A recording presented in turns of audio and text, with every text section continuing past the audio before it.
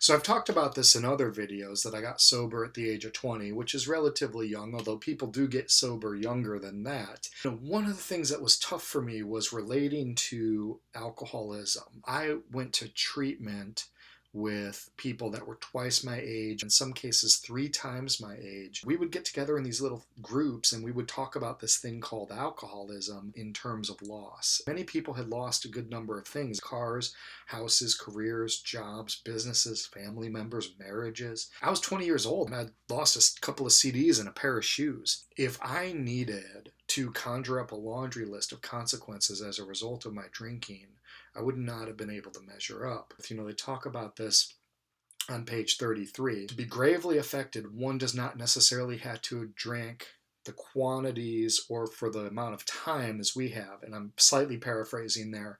What they're saying is that amounts and duration don't matter. See, oftentimes we tell our stories and we tell these grandiose stories about, I drank enough to kill a horse. Well, first of all, how do you know how much alcohol it takes to kill a horse? I mean, what a waste of alcohol and a horse. But that stuff doesn't matter. It's not the amounts, it's not the duration, it's are you making choices? That's what counts. The guy that drinks a fifth of vodka every night because he wants to doesn't have a problem. It's the guy who's drinking a six-pack when he really wanted to stop at two. That's the guy who's got the problem. The person who drinks for 15 years doesn't have a problem.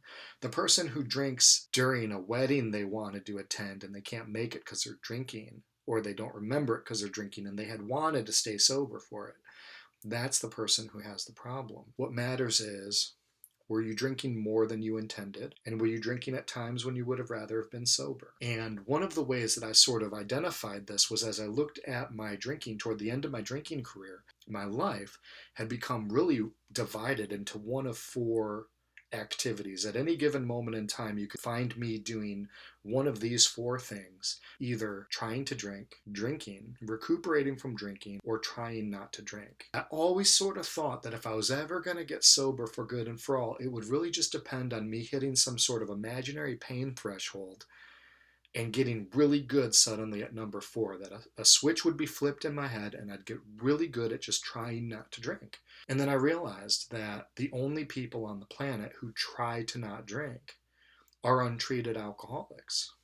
Probably the only thing that a non-alcoholic and a recovered alcoholic have in common is that neither one of them are trying to not drink.